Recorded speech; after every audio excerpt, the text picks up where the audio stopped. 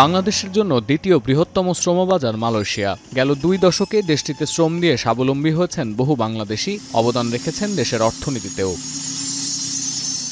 প্রায় 1 বছর বন্ধ থাকা জনপ্রিয় এ গন্তব্য আবারও খুলে যাচ্ছে বলে জানিয়েছেন প্রবাসী কল্যাণ ও বৈদেশিক কর্মসংস্থান উপদেষ্টা আসিফ নজরুল। মালয়েশিয়া সফরে এসে দেশটির মানব সম্পদ মন্ত্রীর সঙ্গে বৈঠকের পর তিনি জানান, শ্রমবাজার সচল করতে নতুন কর্মী নেবে মালয়েশিয়া, যেখানে অগ্রাধিকার পাবেন বাংলাদেশিরা।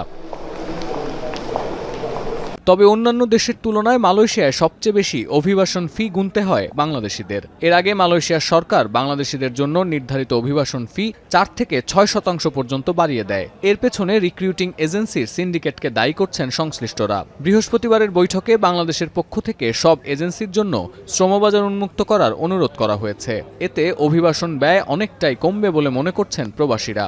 বিভিন্ন দেশের শ্রমিকরা মালয়েশিয়াতে আসে, তাদের ক্ষেত্রে কোনো সিন্ডিকেট নাই, যেখানে তারা 1 থেকে 1.5 লাখ টাকায় আসতে পারে অথবা 1 লাখের ভিতরে আসতে পারে অন্য দেশের মানুষ।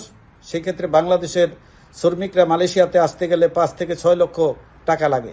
এদিকে চলতি মাসের 20 ও 21 তারিখ ঢাকায় বাংলাদেশ মালয়েশিয়া দ্বিপাক্ষিক ওয়ার্কিং গ্রুপের বৈঠক হওয়ার কথা রয়েছে। বৈঠকে অনিয়মিতদের বৈধতা দেওয়ার প্রসঙ্গে জোর দেওয়ার অনুরোধ জানিয়েছেন মালয়েশিয়া প্রবাসী বাংলাদেশিরা। আমরা যারা মালয়েশিয়াতে শ্রমিক ভিসায় আসি, আমাদেরকে দেওয়া হয় সিঙ্গেল এন্ট্রি ভিসা। আমরা চাই যে তিনি মালয়েশিয়া সরকারের সাথে কথা বলে আমাদের যেন মাল্টিপল ভিসা করা হয়, সেই ব্যবস্থা করবেন। মালয়েশিয়াতে বর্তমান সময় 2 থেকে 2.5 লক্ষ অবৈধ বাংলাদেশি শ্রমিক আছে।